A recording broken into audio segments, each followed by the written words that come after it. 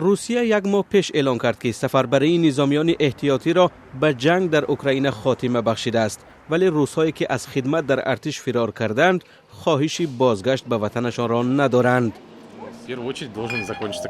اول جنگ باید خاتمه یابد. جنگ به مرحله رسیده است که برای همه و به ویژه مردم خطر دارد.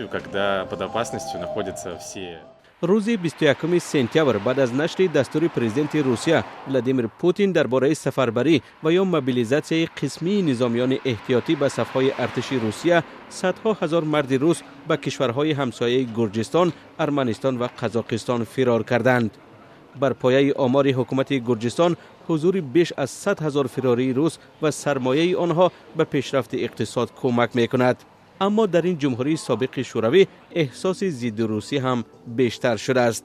در بعضی از گوشه‌های پایتخت گرجستان شعارهای مخالفان حضور روس‌ها به چشم می‌خورد.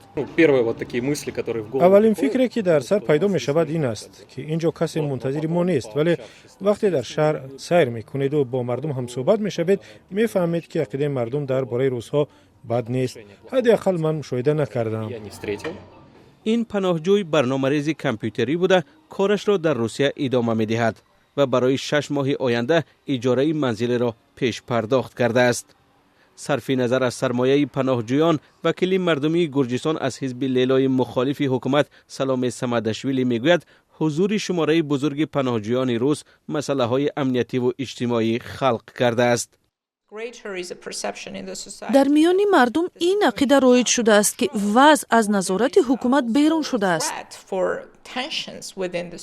این وکیل مردمی در اتاق کاریش پرچم اوکراین را افراخته اصرار می‌ورزد که فردا روسیه می‌تواند با بهانه حمایت هموطنانش به این جمهوری هم ارتش فرستد.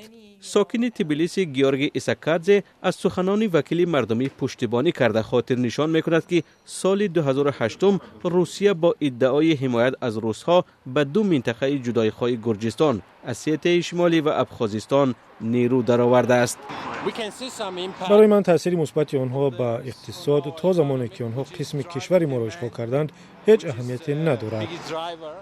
طبق قانون‌های گرجستان که 3,700,000 اهالی دارد، شهروندان روسیه می‌توانند در این کشور تا 1 سال بی‌روادید اقامت کنند.